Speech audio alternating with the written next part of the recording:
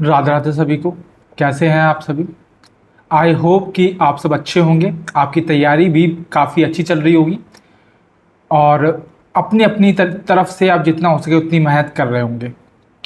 आज का हमारा ये सेशन पेपर 2 कंप्यूटर अनुदेशक यानी कि कंप्यूटर साइंस का एक और लेक्चर रहने वाला है, जिसमें हम फर्दर थोड़े और कॉन्सेप्ट एंड फर्दर थोड़े और PYQs लगाने वाले हैं। साथ साथ कुछ कुछ बातें मैं आपके साथ शेयर करूँगा। चलो वो तो क्वेश्चन के साथ ही मैं आपको बताऊँगा, ठीक है, जो आपके लिए काफ़ी इम्पॉर्टेंट रहने वाली है और जो आपको इस पेपर के लिए बहुत ही हेल्पफुल रहने वाली है। तो बिना देर करे शुरू करते हैं आज की क्लास को। आगे चलेंगे तो जो हमारा थीम है, सर्वे भवन्तु सुखिना सर्वे सन्तु निरामया, यानी कि may everyone be happy and may everyone be free from illness. और ऐसी ही मेरी कामना है और यही मेरा भाव है। और इसी के साथ जो है आज की क्लास को हम शुरू करेंगे। चलेंगे आज के पहले क्वेश्चन की तरफ, जो कि रहने वाला है ये। In the context of internet consider the following. ठीक है, कॉलम 1 कॉलम 2। इंटरनेट के संदर्भ में आपको दो कॉलम्स दे रखी है, आपको मैच करना है, जैसे कि डक डक डो, फायरफॉक्स या स्काइप। ये क्या है? ब्राउज़र है, वेब कॉन्फ्रेंसिंग टूल है या फिर सर्च इंजन है? तो देखो, जो ब्राउज़र या फिर आप कह लो वेब ब्राउज़र होते हैं, वो एक ऐसे एप्लीकेशन सॉफ्टवेयर होते हैं जिनकी मदद से आप ऑनलाइन इंटरनेट पे कुछ इंफॉर्मेशन को सर्च कर सकते हो। ठीक है, जैसे कि आपके गूगल क्रोम हो गया, है ना, गूगल क्रोम हो गया, पहले आपने देखा होगा ओपेरा यूज़ करता था, यूसी ब्राउज़र हो गया। ये सब क्या है? ये बेसिकली ब्राउज़र हैं जिनकी मदद से, ये ऐसे ऐप हैं जिनकी मदद से आप इंटरनेट पे कुछ भी सर्च कर सकते हो। सेम तरह का क्या है, ये आपका फायरफॉक्स है, जिसको डेवलप किया था किसने? मोजिला ने। अगर आपको नाम याद हो तो मोजिला फायरफॉक्स हम बोलते हैं। ये भी क्या है? एक वेब ब्राउज़र है। वीडियो कॉन्फ्रेंसिंग टूल की अगर हम बात करें तो ऐसा टूल जिसकी वजह से हम वीडियो कॉल कर सकते हैं, तो वो क्या है? वो आपका स्काइप हो जाएगा। स्काइप हो गया या फिर आप कह लो गूगल मीट हो गया। ये सब क्या है? ये बेसिकली वीडियो कॉन्फ्रेंसिंग टूल है। तो डक डक गो क्या है? ये एक सर्च इंजन है। सर्च इंजन और वेब ब्राउज़र में फ़र्क ये है कि सर्च इंजन जो है वो वेब ब्राउज़र का पार्ट होता है।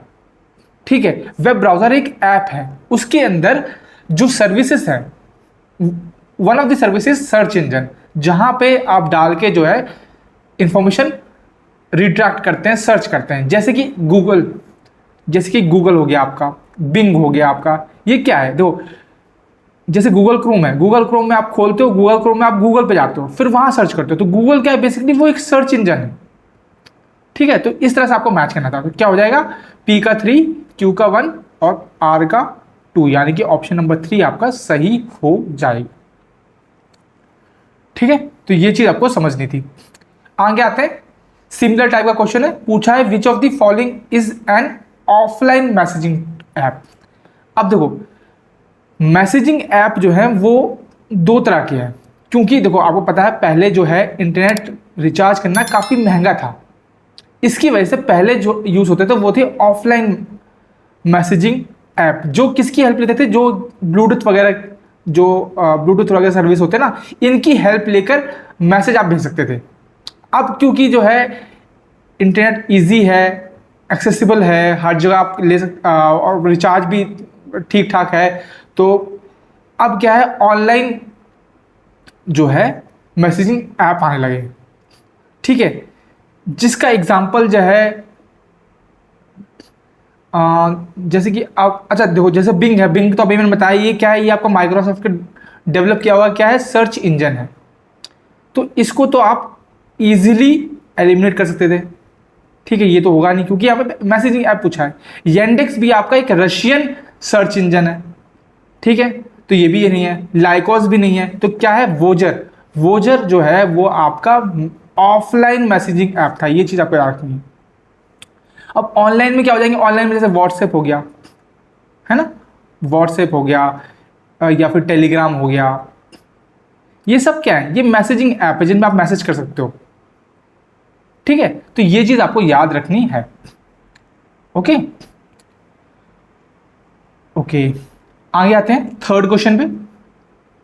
थर्ड क्वेश्चन पूछता है इन के map those group which cover at least one min term that can't be covered by any other prime implicant is called. यानी कि वो पूछता है कि जो के मैप हम यूज करते हैं, जो के मैप से हम जो SOP और POS वगैरह जो चीज़ें सॉल्व करते हैं, उनमें ऐसे ग्रुप को हम क्या बोलते हैं जो कि एटलीस्ट कम से कम एक मिन टर्म को कवर करे, जो कि किसी और प्राइम इम्प्लीकेट में कवर नहीं होनी चाहिए। ऐसे को हम क्या बोलते हैं? प्राइम इम्प्लिसिट बोलते हैं, एसेंशियल प्राइम इम्प्लिसिट बोलते हैं, रिडंडेंट प्राइम इम्प्लिसिट बोलते हैं, या फिर सिलेक्टिव प्राइम इम्प्लिसिट बोलते हैं। तो इसके लिए थोड़ा सा हम पहले कॉन्सेप्ट समझ लेते हैं। देखो, ये के मैप है और ये 4 वेरिएबल है, ABCD 4 वेरिएबल के मैप है। कितने बॉक्स हैं आप देख सकते हैं, तो 16 बॉक्स हैं। अब कि जो ये कवर कर रहे हैं, जैसे ये पेयर बन रहे हैं, आपको पता है 2 का 4 का पेयर बनता है ना, 2 के पावर में पेयर बनते हैं। तो ये जो पेयर बनते हैं, हर एक पेयर को हम बोलते हैं इम्प्लीकेंट। जैसे कि एक ये पेयर हो गया है ना, एक ये पेयर हो गया, मान लो एक ये पेयर हो गया, ये सब क्या है? ये इम्प्लीकेंट्स हैं। ठीक है, ये चीज़ आपको समझनी है। ओके, सेकंड होता है वो होता है प्राइम इम्प्लीकेंट। प्राइम इम्प्लीकेंट वो क्या बोलते हैं, वो बबल होता है जो मतलब कि मैक्सिमम हम कितना जो है, कितना भी बबल को हम जो बड़ा कर सकते हैं। ठीक है, जैसे कि आप ये देखेंगे तो ये 4 का पेयर बन रहा है, ये 4 का, ये सेम चीज़ 4 का पेयर बन रहा है। तो ये सब क्या है? ये प्राइम इम्प्लीकेंट है। या फिर देखो, ये देखो, जितना आप मैक्सिमम बना सकते हो that is your prime implicant. वहीं अगर हम इसके आगे जोड़ दें एसेंशियल शब्द, तो एसेंशियल बबल या फिर एसेंशियल इम्प्लीकेंट्स वो इम्प्लीकेंट्स होते हैं जो जिनको सिर्फ क्या है, जिनमें जो है सिर्फ खुद का पेयर बनता है, मतलब वो दूसरे का पार्ट नहीं होते। जैसे कि अगर मैं फॉर एग्जांपल बताऊं तो यहां पे आप देखो, जैसे कि एक बार मान लो एक आपने ये बना लिया, ठीक है, एक आपने ये बना लिया, ऐसे समझो। अब मैं एग्जांपल देकर समझा रहा हूं, ठीक है। जैसे कि ये जो 1 है, ठीक है, ये एक प्राइम इम्प्लीकेंट है, ठीक है। लेकिन अगर हम इन दोनों की बात करें, तो देखो ये 1 जो है वो इस सर्कल में कवर हो रहा है और ये 1 जो है इस सर्कल में कवर हो रहा है। यानी कि इसका और इस बबल का कोई रिलेशन नहीं है आपस में, ये जो है खुद में ही कवर हो रहा है। तो ऐसे को हम बोलते हैं एसेंशियल प्राइम इम्प्लीकेंट, जो कि covered by only by itself and no other prime implicant. ये चीज आपको रखनी है। और जो सब में कवर हो, जैसे अगर हम इसको भी इंक्लूड कर लें तो ये जो 1 है ये इसमें भी कवर है, इसमें भी कवर है। तो ऐसे को हम बोलते हैं नॉन एसेंशियल प्राइम इम्प्लीकेंट, जो 1 जो है वो खुद में भी है और बाकी सब में भी कवर होता है। जैसे कि अगर हम इसकी बात करें, इस 1 की बात करें, इस 1 की, तो ये इसमें भी कवर हो जाएगा, ये इसमें भी कवर हो जाएगा और ये इसमें भी कवर हो जाएगा। तो ये 1 ये क्या है? ये एक नॉन एसेंशियल प्राइम इम्प्लीकेंट का एग्जाम्पल। ठीक है, क्वेश्चन में पूछा था कि जो सिर्फ खुद में कवर हो, बाकी किसी प्राइम इम्प्लीकेंट में कवर ना हो, ऐसे को हम बोलेंगे एसेंशियल प्राइम इम्प्लिसिट या फिर इम्प्लीकेंट। ठीक है, तो ये चीज आपको ध्यान में रखनी है। ये पूछता है, आगे आते हैं। Cascading termination refers to a termination of all process if the parent process terminates, option A normally और एबनॉर्मली, नॉर्मली या फिर नन ऑफ द मेंशन। अच्छा, ये पूछता है बेसिकली, ये कैस्केडिंग टर्मिनेशन की डेफिनेशन पूछ रहा है कि कैस्केडिंग टर्मिनेशन किसे बोलते हैं। मतलब refers to a termination of all child process, जहां पे पेरेंट प्रोसेस जो है वो किस तरह से टर्मिनेट होता है, नॉर्मली या एबनॉर्मली या फिर दोनों।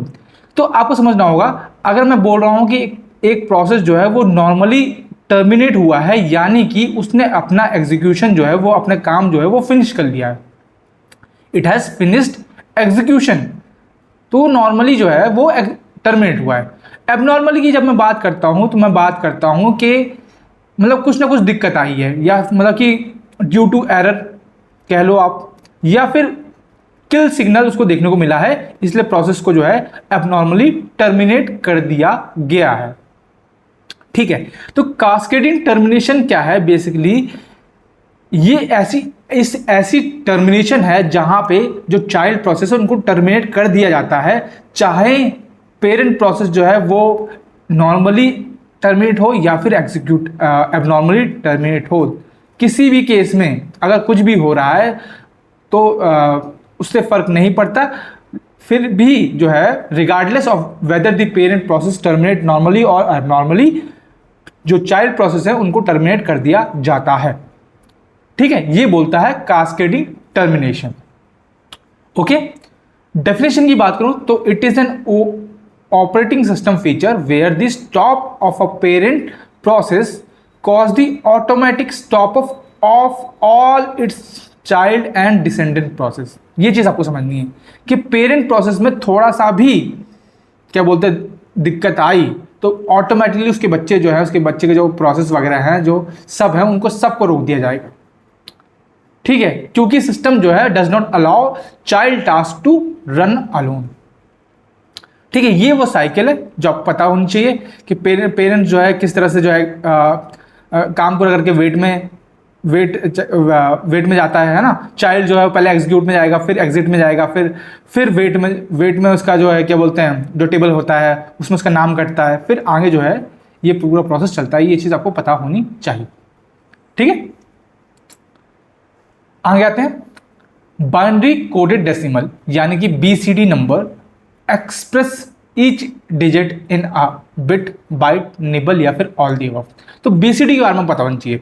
BCD नंबर्स आपको पता है पैक्ड और अनपैक्ड होते हैं, वो तो हमें अलग, वो कॉन्सेप्ट अलग है, वो उसके बाद मतलब कि पहले तो हमें पता होना चाहिए कि BCD नंबर्स क्या होता है।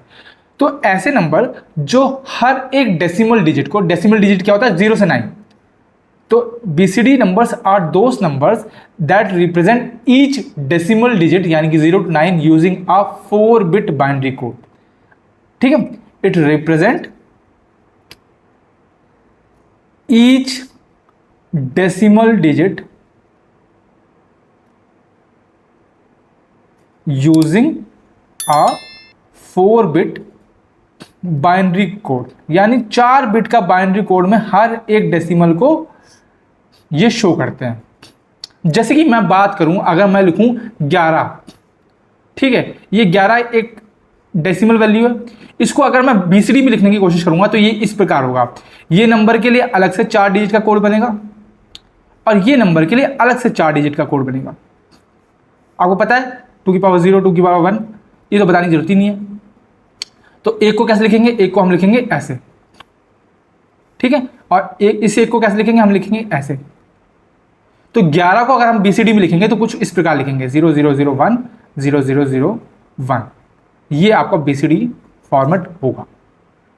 ठीक है, और आपको पता होना चाहिए कि 4 बिट को हम क्या बोलते हैं? 4 बिट को हम बोलते हैं निबल। ठीक है, तो सिंपल था ये, इसमें कुछ करने की जरूरत नहीं थी। ये चीज आप देख सकते हैं, ये डेफिनेशन है कि ईच डेसिमल डिजिट यानी कि 0 से 9 तक जो डेसिमल वैल्यू होती है, to be represented in BCD is converted into its 4-digit binary equivalent. ठीक है, the final number will consist of 4 times the number of original decimal digit. Simple सी बात है, ये आप देख सकते हैं। जैसे कि आपको यहां से समझ आएगा, जैसे ये 11 वाला है, 11 को हम बाइनरी में ऐसे लिखते हैं, लेकिन हम BCD में जो है एक को अलग लिखेंगे, एक को अलग लिखेंगे, जैसे कि ये देखो। ठीक है, इसलिए जो क्या बोलते हैं, जो ये सारे डेसिमल डिजिट्स हैं उनको जो है वो BCD में एग्जिस्ट नहीं करते। समझ रहे हो? तो ये बस ये चीज आपको समझनी है। ठीक है, अब ये क्या है? ये आपको पता है 10 है, ये 10 हो गया है ना। तो 10 क्यों नहीं हो सकता? क्योंकि 10 को अगर हम डेसिमल में ऐसे लिखते हैं तो हम BCD में 1 को अलग लिखेंगे इस तरह से, और 0 को हम अलग लिखेंगे, तो ये कुछ इस प्रकार बन जाएगा। समझ रहे हो? तो इसलिए जो है 10 के ऊपर वाली जो काउंटिंग है वो BCD में इनवैलिड हो जाती है। तो ये चीज आपको सिंपल सी चीज समझनी थी। आगे आते हैं। Which of the following format specifiers can be used to read floating type values in C programming? C programming में फ्लोटिंग टाइप वैल्यूज को रीड करने के लिए कौन से फॉर्मेट स्पेसिफायर का यूज करते हैं? ठीक है, percentile E, percentile F, percentile G, या फिर all the options are correct. उसके लिए आपको समझना पड़ेगा फॉर्मेट स्पेसिफाई होते क्या है। तो फॉर्मेट स्पेसिफाई बेसिकली एक ग्रुप ऑफ स्ट्रिंग है जिसको हम यूज करते हैं used in the formatted inputs and output functions में। ठीक है, ये फॉर्मेट स्ट्रिंग जो है वो डिटरमाइन करती है कि इनपुट और आउटपुट स्ट्रिंग का फॉर्मेट क्या है, और हमेशा ये जो है ये परसेंटाइल कैरेक्टर से स्टार्ट होगी। ठीक है, जैसे स्कैनएफ के लिए हम यूज करते हैं परसेंटाइल डी, प्रिंटएफ के लिए यूज करते हैं परसेंटाइल एफ। ठीक है, वैसे ही अगर हमें फ्लोटिंग के लिए के रीड करने के लिए यूज करना है तो उसके लिए हम ई भी यूज करते हैं, एफ भी यूज करते हैं, जी भी यूज करते हैं। अब फर्क क्या है, अगर हमें एक फ्लोटिंग नंबर जो है वो एक्सपोनेंशियल नोटेशन में रीड करना है तो उसके लिए हम ई यूज करते हैं। That means E reads float numbers in exponential form या एक्सपोनेंशियल नोटेशंस। ठीक है, अगर हमें स्टैंडर्ड डेसिमल फॉर्मेट में यूज करना है तो उसके लिए हम परसेंटाइल एफ यूज करते हैं, फ्लोट इन स्टैंडर्ड डेसिमल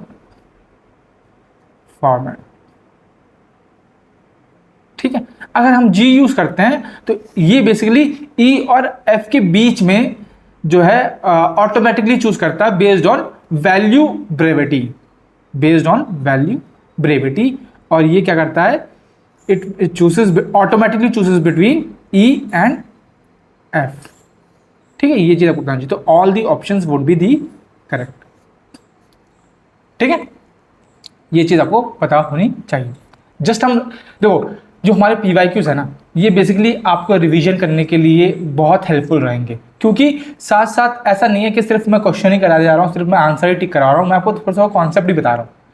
अब कॉन्सेप्ट के साथ मैं थोड़ी सी एडिशनल इन्फॉर्मेशन इसलिए दे देता हूँ ताकि जो क्वेश्चंस पूछे गए हैं बाकी अदर पेपर्स में उससे आप वाकिफ हो जाएं, कि क्या पता अगर सेम क्वेश्चन पूछ लिया जाए, है ना, तो आप उसको आपको याद तो रहेगा। तो यही मेरा मोटिव रहता है। ठीक है, जैसे कि आपको पता होना चाहिए कि स्कैनएफ के लिए परसेंटाइल डी यूज करते हैं, प्रिंटएफ के लिए परसेंटाइल एफ यूज करते हैं। Okay,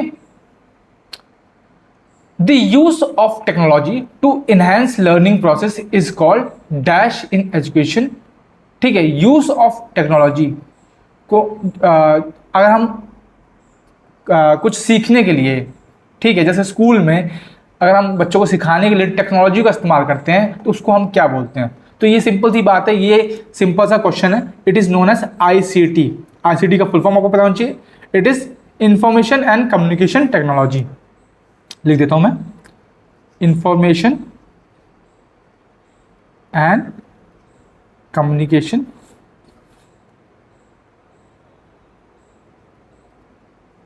technology. ठीक है बेटे, basically it covers integration of tech in pedagogy and education.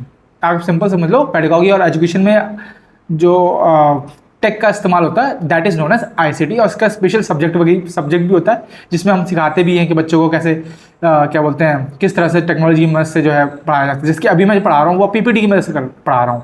तो बेसिकली ये भी एक ICT है, ICT टूल है, समझ रहे हो। जैसे जो डिजिटल बोर्ड्स होते हैं वो भी ICT होते हैं, एनिमेशंस होते हैं, ये सब क्या है, ICT है। ओके, आगे आते हैं। Register is a group of, register क्या होता है? आपने मेमोरी कॉन्सेप्ट पढ़ा है।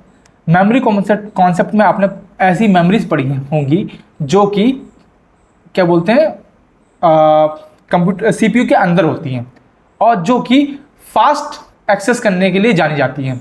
जो सबसे नंबर 1 पे है that is known as register, और सेकंड नंबर पे क्या है? सेकंड नंबर पे कैशे मेमोरी है। कैशे मेमोरी से भी तेज होती है आपकी रजिस्टर। ठीक है, और रजिस्टर होता क्या है? तो basically it is a group of flip flops. ठीक है, और अगर थोड़ी सी और मैं डेप्थ में बताऊं तो it is a sequential circuit. आपने पढ़ा होंगे दो तरह के सर्किट होते हैं, एक होते हैं कॉम्बिनेशनल, एक होते हैं सीक्वेंशियल। तो सीक्वेंशियल सर्किट जो है वो रजिस्टर उनका ही एग्जाम्पल है। Register is a sequential circuit build by cascading multiple flip flops, build by cascading multiple flip flop. ठीक है, वहीं जो आप और गेट और एंड गेट ये ऑप्शन देख रहे हैं, these are combinational logic gates, combinational logic gate. फर्क क्या है कि जो कॉम्बिनेशन लॉजिक गेट्स होते हैं ये किसी भी स्टेट को, किसी भी मेमोरी को सेव नहीं करते, स्टोर नहीं करते खुद से, समझ रहे हो। अब रजिस्टर से जो सवाल बनते हैं वो ये बनते हैं, बेसिकली जो डिफरेंट तरह के रजिस्टर्स होते हैं उनकी डेफिनेशन से सवाल बनते हैं, तो वो मैं एक बार फटाफट आपको रिवाइज करवा देता हूं। जैसे कि डीआर को हम बोलते हैं डेटा रजिस्टर, जिसका काम होता है to hold the memory operands. ठीक है, and similarly AR address register, नाम समझ में आ रहा है, it holds the address for memory. ठीक है, एसी अक्यूमुलेटर, ये इंपॉर्टेंट है, इससे सवाल बनता है, it is the processor register. ठीक है, आईआर इंस्ट्रक्शन रजिस्टर, जहां पे जो है इंस्ट्रक्शन कोड होल्ड होंगे।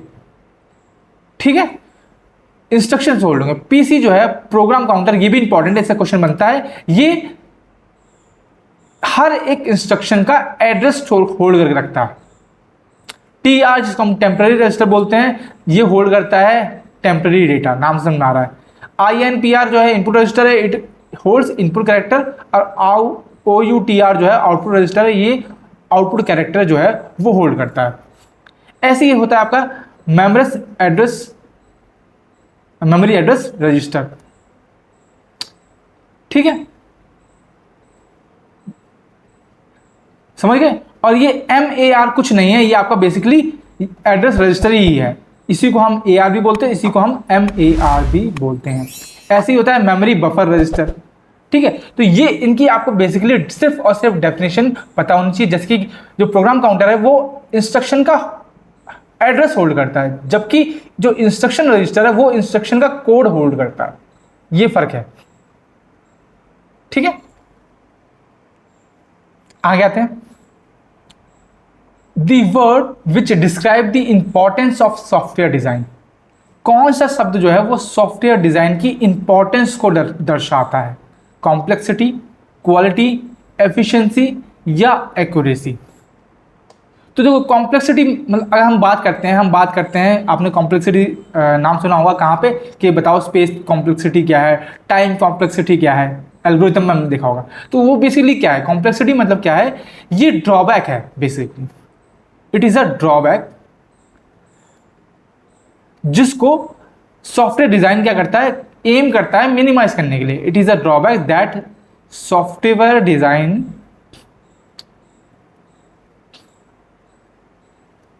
AIIMS to minimise.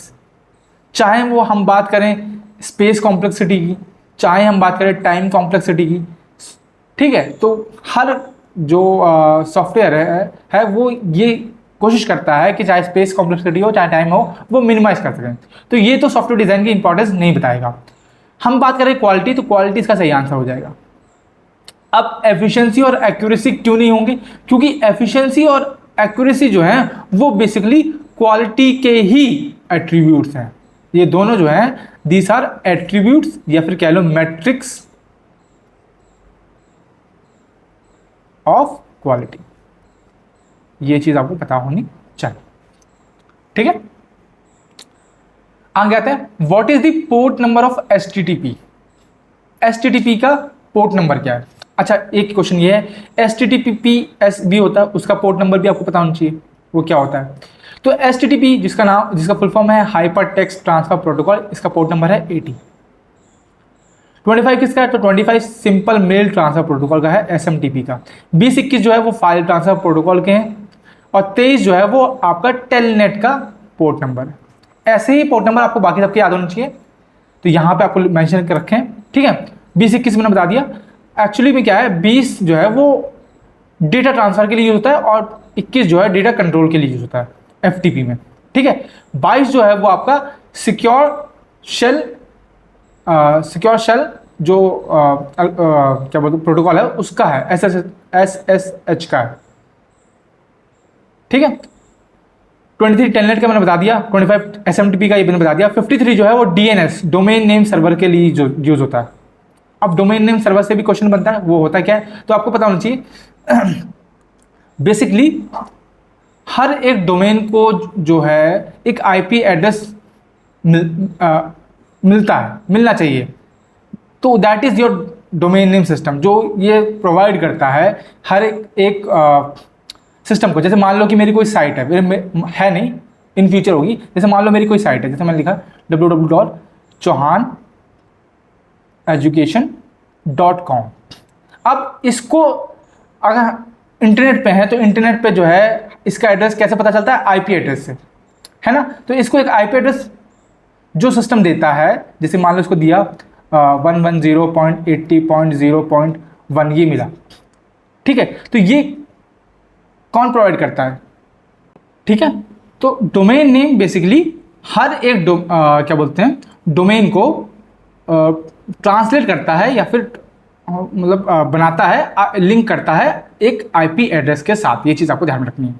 69 जो है वो आपका TFTP यानी कि ट्राइवियल फाइल ट्रांसफर प्रोटोकॉल के लिए यूज होता है, UDP के लिए। 80 जो है वो HTTP के लिए, अभी देख लिया हमने। 110 जो है POP3, 123 जो है वो NTP, 143 जो है IMAP और 443 जो है वो HTTPS, S फॉर सिक्योर, इसके लिए यूज किया जाता है।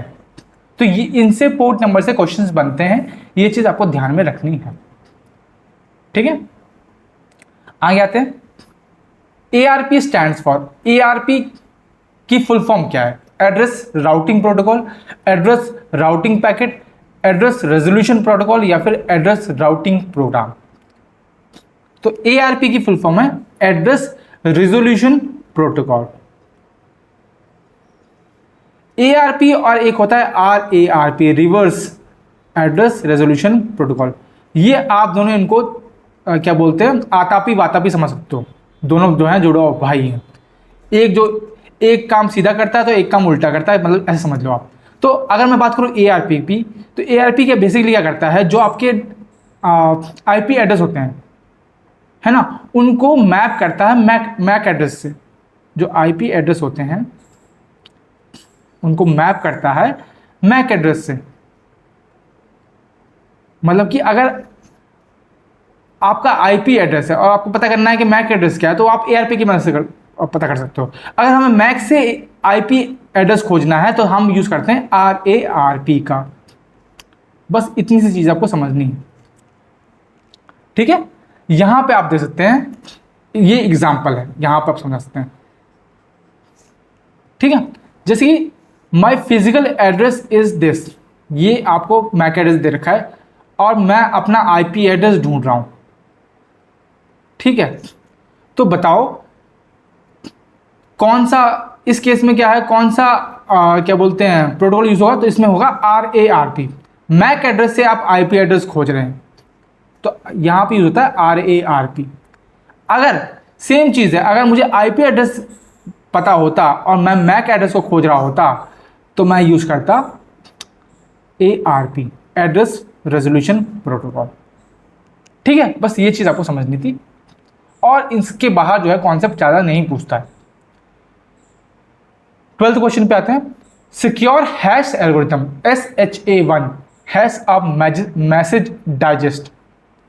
हमने कल इसकी बात की थी कि कौन से दो ऐसे प्रोटोकॉल हैं जो मैसेज डाइजेस्ट जिनमें आपको देखने को मिलता है। एक SHA-1 था, एक MD5 था, ठीक है। पूछा यह है कि सिक्योर हैश में मैसेज डाइजेस्ट का साइज क्या है। तो याद रखना है मैसेज डाइजेस्ट का जो SHA-1 में साइज होता है दैट इज योर्स 160 बिट्स। जो आप 512 बिट्स देख रहे हो ना, ये बेसिकली इंटरनल ब्लॉक साइज होता है। It is internal block size used during SHA-1 computation, ठीक है। ये चीज आपको पता होनी चाहिए। और मैं अगर बात करूँ SHA-1 की, तो थोड़ी सी यहाँ पे आप समझ लो क्या होता क्या है। तो basically it is a cryptographic hash function, एक क्रिप्टोग्राफिक हैश फंक्शन होता है design to produce a fix size 160 bit hash value often represented as 40 character hexadecimal number. क्या प्रोड्यूस करता है याद रखना, 160 बिट्स हैश वैल्यू, यही आपका मैसेज डाइजेस्ट है। ये जो बात हो रही है ना, ये आपका मैसेज डाइजेस्ट की बात हो रही है, ठीक है, जिसको 40 कैरेक्टर हेक्साडेसिमल नंबर भी बोलते हैं। इसको डेवलप किया था NSA ने। किसने? NSA ने, जिसको हम बोलते हैं national security agency, with the collaboration of NIST यानी कि national institute of standard and technology. पहली बार पब्लिश हुआ था ये 1993 में, ठीक है। और इसके पहले जो आए हैं दैट इज SHA-0 आया हुआ है, ठीक है। तो अभी तो आप पता है कि इसके फर्दर भी आ रखे हैं ना, तो ये चीज़ आपको ध्यान रखनी है, ठीक है। और ये इंपॉर्टेंट है कि it uses cryptographic hash function, ठीक है। बस इतनी चीजें बताऊं जी, ज्यादा हमें डेप्थ में पढ़ने की जरूरत नहीं है। आगे आते हैं। GSM technology was a standard developed by, तो GSM जो है वो किसने डेवलप की थी? यूनाइटेड किंगडम्स ने, UK ने, US ने, यूरोप ने, या फिर ऑस्ट्रेलिया ने। पहली बात तो GSM का आपको फुल फॉर्म बताना चाहिए। तो GSM की फुल फॉर्म है आपकी global system for mobile communication. Global जो 2G नेटवर्क, जो 2G है ना, 2G, ये आपको कहाँ, ये क्या है बेसिकली GSM पे ही काम करते हैं, फॉर मोबाइल कम्युनिकेशन, ठीक है। ये डेवलप किया गया था इन द ईयर 1982, और इसको डेवलप करने वाला इंस्टीट्यूट कौन सा था? उसको हम बोलते हैं ETSI, जिसका फुल फॉर्म है यूरोपियन टेलीकम्युनिकेशन स्टैंडर्ड इंस्टीट्यूट, यानी कि European telecommunication standard institute, ETSI, ठीक है। तो कहाँ, किसने डेवलप किया था? यूरोप में, ओके। क्या होता है? सिंपल सी चीज है, अ स्टैंडर्ड प्रोटोकॉल यूज्ड या created to describe technology for 2G digital cellular networks used by mobile phone. 2G network के लिए जो प्रोटोकॉल यूज किया गया था दैट इज योर GSM, ठीक है। और it introduce removal SIM cards, यानी कि ये सिम कार्ड की मदद से जो है इसको हम यूज करते हैं। सिम की फुल फॉर्म पता होनी चाहिए, सब्सक्राइबर आइडेंटिटी मॉड्यूल। ये क्वेश्चन इस पे बनता है, ठीक है। एंड इसके कोर फीचर्स क्या है? It enable global roaming, clear digital voice calls and SMS text messaging, ठीक है। और इसके बाद आपको पता है 2G के बाद क्या आया? 3G आया, 4G आया, 5G आया, है ना, 5G LTE। तो बेसिकली वो सब, मतलब एक तरह से ये कह सकते हो कि जैसे जैसे धीरू भाई अंबानी थे, आज हम अंबानी फैमिली को जानते हैं, लेकिन उनकी जो नींव रखी थी वो धीरू भाई अंबानी ने रखी थी, धीरू भाई अंबानी ने। तो वैसे ही जो आज हम 4G 5G और आगे फर्दर 6G यूज़ करने वाले हैं, उसकी नींव रखी थी आपकी 2G ने। और 2G जो है वो GSM पे वर्क करता है। ये चीज़ आपको इतनी सिंपल भाषा में मैंने आपको समझा दी, ठीक है। आगे आते हैं। IPv4 address have a size of, आपको पता है दो तरह के आपको एड्रेस देखने को मिलेंगे IPv4। IPv4 की खास बात क्या है? पहली बात तो क्या है, ये जो है डॉटेड स्ट्रक्चर फॉलो करता है। डॉटेड स्ट्रक्चर का मतलब क्या है कि 4 बिट का होगा और डॉटेड से सेपरेट होगा, ठीक है। और इसका साइज क्या होता है? तो इसका साइज होता है 32 बिट का, 4 यहाँ पे, 4 यहाँ पे, सॉरी 8 यहाँ पे, 8 यहाँ पे, 8 यहाँ पे, 8 यहाँ, 32 बिट का। And these are separated by dot, ठीक है। And it is decimal format, it is of decimal format. जो IPv6 IP वर्जन 6 होता है वो आपका 128 बिट का होता है, एंड वो हेक्साडेसिमल फॉर्मेट का होता है। चलो उसके बारे में थोड़ा सा बात कर लेते हैं हम एक बार। तो यहाँ पे आपको डिफरेंसेस देखने को मिलेंगे, बता दिया मैंने। IPv4 जो है वर्जन 4 जो है वो 32 बिट का होता है और वर्जन 6 जो है वो 128 बिट का होता है। ये न्यूमेरिक होता है और ये सेपरेट होता है डॉट से। ये जो है अल्फा न्यूमेरिक होता है, ठीक है, या फिर आप कह लो हेक्साडेसिमल होता है and it is separated by colons. ये 5 तरह के क्लासेस को इस्तेमाल करता है, class A, class B, C, D और ई, ठीक है। आपसे क्वेश्चन पूछता है कि बताओ इसमें से जो है मल्टी कास्ट के लिए कौन सा यूज होता है, यूनिकास्ट के लिए कौन सा यूज होता है और ब्रॉडकास्ट के लिए कौन सी क्लास यूज होती है। मुझे फटाफट कमेंट सेक्शन में बताओ कि कौन सी क्लास जो है किसके लिए यूज होती है, ठीक है। एंड अगर हम IPv6 की बात करें तो ये जो है इसमें कोई क्लासेस नहीं होती, ठीक है। इसमें जो IPv4 उसमें हेडर जो है 20 से 60 बाइट का होता है, इस पर भी क्वेश्चन बना है। एंड IPv6 में जो है वो 40 बाइट्स का एग्जैक्टली होता है। ये सबनेट मास्क का इस्तेमाल करता है, ये सबनेट मास्क का इस्तेमाल नहीं करता है, ठीक है। ये यूज करता है net, DHCP, dynamic host configuration protocol, VLSM। ये जो है इनमें से कुछ भी इस्तेमाल नहीं करता है। ये जो है less efficient QoS quality of service होता है, ये मोर एफिशिएंट होता है इस मामले में, ठीक है। It uses internet group management protocol and it uses multicast listener discovery, ठीक है। ये बेसिकली कुछ जो है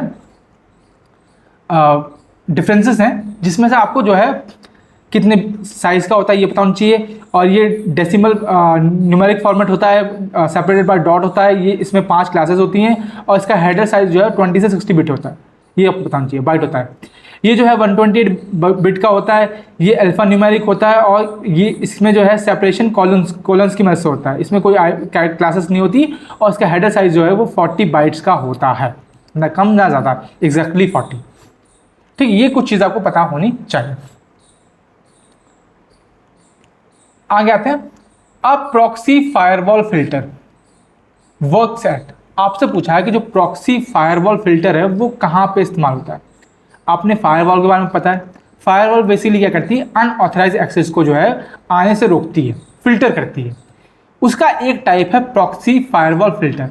आपसे पूछा है कि वो कहाँ पे काम करता है, फिजिकल लेयर पे, डेटा लिंक लेयर पे, नेटवर्क लेयर पे या एप्लीकेशन लेयर पे। तो थोड़ा सा हम इसके बारे में जान लेते हैं। तो ये आप देखेंगे कि फायरवॉल जो है वो उनकी टाइप क्या है। पहली जैसे पैकेट फिल्टरिंग फायरवॉल है, ये बेसिकली पैकेट्स को, जो डेटा पैकेट्स हैं उनको फिल्टर करती है on the basis of IP addresses, ports and protocols at the network layer. कहाँ पे काम करती है, नेटवर्क लेयर पे, याद रखना है। नेक्स्ट जनरेशन फायरवॉल जो है it is a combination of traditional firewalls feature with deep packet inspection and threat intelligence. ये काफ़ी जो है समझदार होती है, काफ़ी ज़्यादा इम्प्रोवाइज्ड कह सकते हो आप। सर्किट लेवल जो गेटवेज होते हैं they monitor TCP handshakes to validate session legitimacy without inspecting actual data. ये डेटा को इंस्पेक्ट नहीं करते हैं, जबकि ये जो है TCP हैंडशेक को मॉनिटर करते हैं। सॉफ्टवेयर फायरवॉल आपको पता है ये जो है हर एक डिवाइस में इंस्टॉल किया जाता है ताकि जो है ट्रैफिक को फिल्टर कर सकें based on software rules and policies, ठीक है। ऐसे स्टेटफुल इंस्ट्रक्शन फायरवॉल्स होती हैं that tracks active connections and evaluate packet based on full session context, ठीक है। ऐसी होती हैं आपकी प्रॉक्सी फायरवॉल। प्रॉक्सी फायरवॉल जो है वो एक इंटरमीडिएटरी के बीच में काम करती हैं, यूजर और रिसोर्सेज के बीच में, और ये हाइड करती है इंटरनल नेटवर्क आइडेंटिटीज को, एब्स्ट्रैक्शन का काम करती हैं ये, ठीक है। एंड ये यूजर और रिसोर्सेज के बीच में जो है इंटरमीडिएट का काम करती हैं, ठीक है। एंड ये काम क्या होता है, प्रॉक्सी फायरवॉल जो है वो बेसिकली आपकी इंस्पेक्ट करती है पैकेट पेलोड को, इंस्पेक्ट पैकेट पेलोड, इसको ये इंस्पेक्ट करती है। और ये कहाँ पे ऑपरेट होती है, तो ये लेयर 7 पे ऑपरेट होती है। अब आपको बताना है कि लेयर 7 कौन सी होती है। क्लाउड फायरवॉल आपको पता है, नाम से समझ गए होंगे कि ऑनलाइन ये जो क्लाउड्स जो देखते हो आप, है ना, जो जैसे गूगल का भी है, तो ये बेसिकली फिल्टर करती है traffic across distributed environments and cloud services. तो क्लाउड सर्विसेज जो है वहाँ पे ये ट्रैफिक मैनेजमेंट को फिल्टर करने का काम करती है। तो अब क्वेश्चन था कि प्रॉक्सी फायरवॉल जो है वो कहाँ पे काम करती है। तो लेवल लेयर 7 की मैंने बात की, तो लेयर 7 कौन सी होती है, that is your application layer. Network layer पर कौन सी काम करती है, अभी हमने डिस्कस किया। बेसिक जो पैकेट फिल्टरिंग है वो आप देखोगे क्या बोलते हैं, नेटवर्क लेयर पे ऑपरेट होती है। ठीक है, आगे आते हैं जीपीएस यूजेस। जीपीएस की फुल फॉर्म है ग्लोबल पोजिशनिंग सिस्टम। तो जीपीएस जो है किसका इस्तेमाल करता है, एसडीएमए का, सीडीएमए का, एफडीएमए का या टीडीएमए का। तो जीपीएस आपका यूज करता है सीडीएमए। सीडीएमए का फुल फॉर्म पता होना चाहिए, it is code division multiple access, code division multiple access. अब ज़्यादातर क्वेश्चन जो हैं वो आपके जीएसएम और मल्टीपल एक्सेस सीडीएमए से पूछते हैं, मतलब चांसेस हैं कि मैक्सिमम चांसेस है, अगर मतलब कि इस टॉपिक पे क्वेश्चन बनेंगे तो आपके जीएसएम और सीडीएमए पे भी बनने की ज़्यादा चांसेस होती है। थोड़ा हम जान लेते हैं, ठीक है, जीपीएस कैसे काम करता है। तो पहली बात तो जीपीएस जो है वो आपका ग्लोबल पोजिशनिंग सिस्टम होता है, और ये एक तरह का रेडियो नेविगेशन सिस्टम है जिसको हम हवा, समुद्र और लैंड तीनों जगह इस्तेमाल कर सकते हैं एग्जैक्ट लोकेशन, एग्जैक्ट टाइम और वेलोसिटी जानने के लिए, चाहे वेदर कंडीशन कैसी भी हो। सबसे पहली बार इसको यूएस मिलिट्री ने यूज़ किया था, कब, 1960 में। अब जीपीएस में क्या होता है, जीपीएस में 3 चीज़ें होती हैं, सैटेलाइट, ग्राउंड स्टेशन, रिसीवर। सबसे पहले क्या है, जो सैटेलाइट है वो आपके टाइम सिग्नल्स को भेजेगी, और फ़ोन जो है वो उन सिग्नल को रिसीव करेगा। फ़ोन जो है फिर यहाँ से यहाँ तक की डिस्टेंस कैलकुलेट करेगा, ठीक है, फिर जो है हिसाब लगाया जाएगा और उसके हिसाब से जो है फ़ोन एग्जैक्ट लोकेशन पता करेगा। तो इस तरह से जो है क्या बोलते हैं, जीपीएस काम करता है। अब अगर पूछ ले कि कितनी सैटेलाइट्स जो है जीपीएस में यूज़ होती है, तो याद रखना कि 4 सैटेलाइट्स लगभग जो है वो यूज़ होती हैं, ठीक है। और जीपीएस जो है वो विदाउट इंटरनेट जो है वर्क करता है, ये चीज़ याद रखनी है, इट वर्क्स विदाउट इंटरनेट।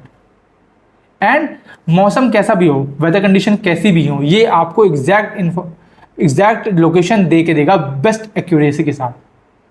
तो ये चीज़ आपको पता होनी चाहिए रिगार्डिंग जीपीएस, ठीक है। आगे आते हैं software quality assurance, SQA। Software quality assurance जो है एनकम्पासेस, मतलब बेसिकली SQA जो है वो किससे मिलके बनता है, इसमें होता क्या है, वेरिफिकेशन, वैलिडेशन, या फिर बोथ A and B, या फिर नन ऑफ द अबव। अगर मैं बात करूं वेरिफिकेशन की, तो आपको एक लाइन याद आनी चाहिए, are we building the product right, are we building the product right. क्या हम सही तरह का प्रोडक्ट बना रहे हैं, ये बोलता है वेरिफिकेशन। वैलिडेशन बोलता है are we building the right product, are we building the right product. बस यही दो है, यही जो लाइंस हैं, यही इनके बीच का फर्क है। वेरिफिकेशन बोलता है क्या हम सही तरीके से प्रोडक्ट को बना रहे हैं, वैलिडेशन बोलता है क्या हम सही प्रोडक्ट बना रहे हैं। तो सॉफ्टवेयर क्वालिटी एश्योरेंस में ये दोनों का इस्तेमाल होता है, that is option number C, both A and B, ठीक है। थोड़ा सा कंफ्यूजन जो होती है वो क्वालिटी एश्योरेंस और टेस्टिंग में होती है, तो इनके बारे में थोड़ा सा डिफरेंस हम देख लेते हैं। Quality assurance means activities design to ensure that the software corresponds to the specifications, कि जो स्पेसिफिकेशन बताई गई हैं उसी के हिसाब से सॉफ्टवेयर डेवलप हो रहा है। टेस्टिंग का मतलब क्या है कि it is the process of exploring a system in order to find the defects, कि आपने जो सिस्टम बनाया है उसमें क्या कमियां हैं उसको एक्सप्लोर करने के लिए जो है वो टेस्टिंग की जाती है। क्वालिटी एश्योरेंस में जो फोकस है वो quality control and meeting the requirements उस पर रहता है, कि मतलब कि जो हम सॉफ्टवेयर बना रहे हैं वो रिक्वायरमेंट मीट कर रहा है कि नहीं कर रहा। टेस्टिंग जो है वो बग फाइंडिंग या फिर सिस्टम इंस्पेक्शन, इस पर इसका मेन फोकस होता है। ये प्रोसेस ओरिएंटेड होती है, ये प्रोडक्ट ओरिएंटेड होता है, ये प्रिवेंटिव होती है और ये कोरेक्टिव होती है। क्वालिटी एश्योरेंस जो है वो उसका एम होता है to assure the quality and testing का एम होता है टू कंट्रोल द क्वालिटी। तो बस ये चीज़ आपको समझनी है, इतना आपने समझ लिया तो आपको क्वालिटी एश्योरेंस और टेस्टिंग में फ़र्क समझ में आ जाएगा। ठीक है, 18th क्वेश्चन पे आते हैं। विच फीचर ऑफ ऊप बूस्ट द कोड रीयूजेबिलिटी। ऊप मतलब ऑब्जेक्ट ओरिएंटेड प्रोग्रामिंग। तो ऑब्जेक्ट ओरिएंटेड प्रोग्रामिंग में अगर हमें कोड को रीयूज करना है तो वो कौन सा फीचर है? इनकैप्सुलेशन, पॉलीमॉर्फिज्म, इनहेरिटेंस या एब्स्ट्रक्शन। एब्स्ट्रक्शन का मैंने जिक्र पहले भी किया इसी वीडियो में। मैंने बताया कि बेसिकली जो इम्प्लीमेंटेशन डिटेल्स है उनको हाइड करने के लिए जो है कॉन्सेप्ट है that is known as abstraction. It hides implementation details, मतलब यूजर को वही दिखना चाहिए जो हम दिखाना चाह रहे हैं, कहने का मतलब ये। ठीक है, इसका एग्जांपल देता हूं। एग्जांपल जैसे मोबाइल है आपका, मोबाइल में आप ऐप इस पर क्लिक करते हो, इस पर क्लिक करते हो, ये चला रहे हो व्हाट्सएप, ये है जैसे व्हाट्सएप का चला रहे हो आप, तो व्हाट्सएप आपको ये थोड़ी दिखता होगा कि भाई यहाँ से मैसेज जो है वो ऐसे जा रहा है, इस मीडियम में गया पहले, फिर इधर गया, फिर इधर गया, नहीं दिखता ना। तो मतलब आपको सिर्फ वही दिखता है कि आपने मैसेज किया, ब्लू टिक हो गया, तो आपको पीछे की जो कोडिंग है वो नहीं दिखती है, दैट इज एब्स्ट्रक्शन। यूजर को सिर्फ इंटरफेस या फिर उससे रिलेटेड जो चीज़ें हैं वही दिखती हैं। इनकैप्सुलेशन की बात करूं तो इसका मतलब बेसिक क्या है कि डेटा, क्लासेस, मेथड्स, इन सबको एक जगह पे बाइंड करके रखना ताकि बेटर सिक्योरिटी और डेटा हाइडिंग को हम कर सकें। तो it is to bind data and methods providing security या फिर डेटा हाइडिंग। ठीक है, पॉलीमॉर्फिज्म नाम समझो, पॉलीमॉर्फिज्म जैसे हम बचपन में क्या बोलते हैं, वो पावर रेंजर नहीं थे, मॉर्फ हो जाते थे। तो मॉर्फ का मतलब क्या है कि मतलब सेम इंसान है, वो ही पावर रेंजर बन जा रहा बाद में, है ना। जैसे कि गंगाधर ही शक्तिमान है, शक्तिमान ही गंगाधर है, वही चीज़ है कि मतलब एक चीज़ को हम कई और तरीके से जो है काम करवा रहे हैं या फिर बिहेव करवा रहे हैं, मतलब या फिर देख रहे हैं हो रहा है चीज़ें। इट इनेबल्स इंटरफेसेस या फिर मेथड्स टू बिहेव डिफरेंटली। अब भाई ऐसा क्यों जरूरत है? क्योंकि भाई हर सिचुएशन अलग अलग होती है, तो इसलिए कंटेक्स्ट के हिसाब से, बेस्ड ऑन कंटेक्स्ट के हिसाब से हम चीज़ों को, मेथड्स को अलग तरीके से यूज़ कर पाएँ, तो उसके लिए हम पॉलीमॉर्फिज्म का कॉन्सेप्ट लेके आए हैं। तो कोड रियूजेबल कब होता है? जब हम इनहेरिटेंस का कॉन्सेप्ट लगाते हैं। इनहेरिटेंस आप समझते हो कि जैसे कि मतलब कि बोलते नहीं है कि क्या बोलते हैं, इसकी नाक जो है मम्मी पे गई है, इसकी बाल जो आंखें जो है पापा पे गई हैं। तो बेसिकली मैं क्या है, आपने अपने पेरेंट्स की कुछ क्वालिटी को इनहेरिट किया है। तो सेम चीज़ है इनहेरिटेंस कि अब ऐसा नहीं है ना कि हमें, जैसे मतलब कि मैंने एक कोड लिख दिया, मैंने प्लस मुझे एडिशन करना था, ठीक है, मुझे एडिशन करना था 2 नंबर का, नंबर ए और नंबर बी, और मैंने कोड लिख दिया कि सम जो है, सम में आप a + b को स्टोर करोगे। ठीक है, या फिर मतलब ये छोटा सा एग्जांपल दिया। मान लो कि मैंने बहुत बड़ा कोड लिख दिया, ठीक है। अब ये कोड लिख दिया मैंने, मान लो किसका, फैक्टोरियल का कोड लिख दिया। अब मुझे फैक्टोरियल की जरूरत जो है वो 10 बार है, तो मैं हर 10 बार जो है वो सेम कोड थोड़ी लिखता रहूँगा। मैं क्या करूँगा, इसको इनहेरिट कर लूँगा, है ना। तो वो इनहेरिट करने की प्रॉपर्टी जो है वो इनहेरिटेंस में काम आती है, जिससे जो है स्पेस कॉम्प्लेक्सिटी जो है वो कम हो जाती है। इसके बारे में हम बात करेंगे, अभी डेप्थ में करने की जरूरत नहीं है, आपको बस समझने की जरूरत है अभी कि क्या होता है। और ऑब्जेक्ट ओरिएंटेड जो लैंग्वेज है वो कौन सी है? जैसे कि जावा है आपकी, जावा जो है वो ऊप लैंग्वेज है, तो ये चीज़ आपको पता होनी चाहिए। बात करते हैं DHTML। DHTML क्या है? आपने HTML तो सुना है, अब DHTML क्या है? Is not a standardized language for which company. तो पूछा है कि DHTML जो है वो स्टैंडर्डाइज किस कंपनी के लिए स्टैंडर्डाइज लैंग्वेज नहीं है। तो DHTML पहली बात तो है क्या, इसका फुल फॉर्म है डायनेमिक HTML। HTML सिंपल से है, hypertext markup language, dynamic form है। अब इसको जो है मतलब ये बेसिकली कॉन्सेप्ट है, और इस कॉन्सेप्ट को दिया था, इसको कॉन्सेप्ट को जो है 3 कंपनीज ने कोलैबोरेट करके बनाया है, that is Microsoft, W3 school और भी हैं, फेसबुक मान लो।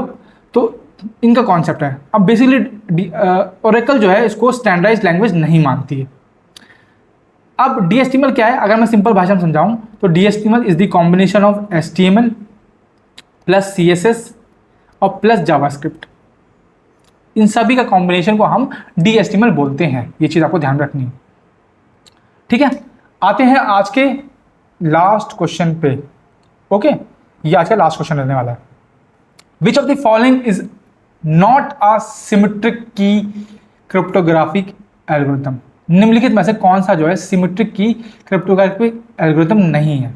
आपको पता है जो क्रिप्टोग्राफी है वो बेसिकली दो एल्गोरिथम अगर हम क्लासीफाई करते हैं तो दो एल्गोरिथम हमें देखने को मिलते हैं। एक को हम बोलते हैं सिमेट्रिक, एक को हम बोलते हैं एसिमेट्रिक, ठीक है। पहले ये समझ लेते हैं, फिर मैं आपको बताऊंगा किस तरह से वर्किंग होती है इनकी। सिमेट्रिक इंक्रिप्शन जो है वो बेसिकली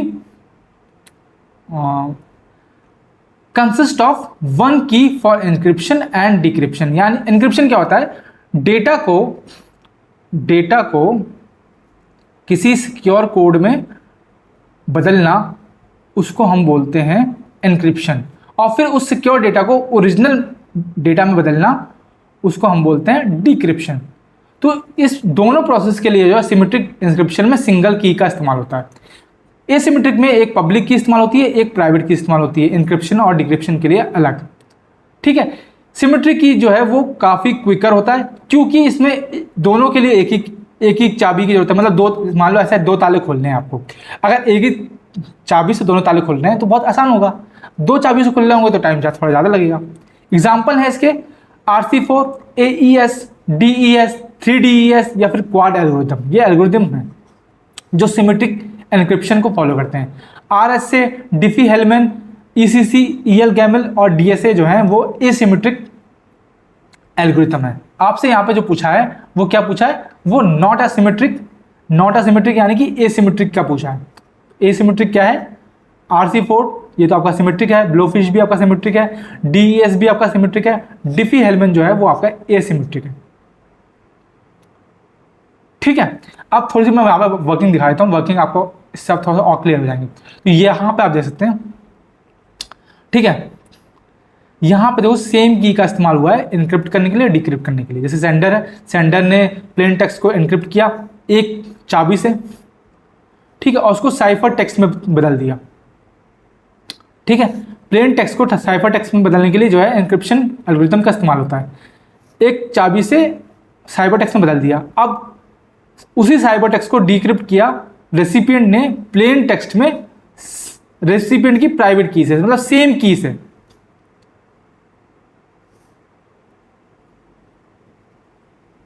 ये मतलब थोड़ा सा उल्टा हो गया, ये चीज़ यहाँ पे है, ये चीज़ यहाँ पे है। यहाँ पे जो है यहाँ पब्लिक की से इंस्क्रिप्शन किया जा रहा है और प्राइवेट की से डिस्क्रिप्शन किया जा रहा है। तो ये जो है ये एसिमेट्रिक का एग्जाम्पल है, ठीक है। यहाँ पे देखो सेंडर ने प्लेन टेक्स्ट से इंक्रिप्शन किया, प्लेन टेक्स्ट को इंक्रिप्ट करके साइबर टेक्स्ट में कन्वर्ट किया एक की से, और उसी की को शेयर किया डिक्रिप्शन करने में भी एक ही की का इस्तेमाल किया है। तो ये आपका क्या है, ये आपका सिमेट्रिक है,